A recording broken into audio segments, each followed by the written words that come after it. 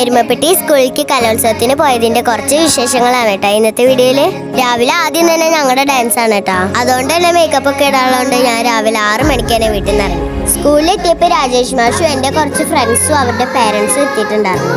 പിന്നെ നേരെ മേക്കപ്പ് പരിപാടിയിലേക്ക് കടന്നു. മേക്കപ്പ് ഇട്ട് കോസ്റ്റ്യൂമൊക്കെ മാറിയപ്പോഴേക്കും ഡാൻസിനുള്ള സമയമായി.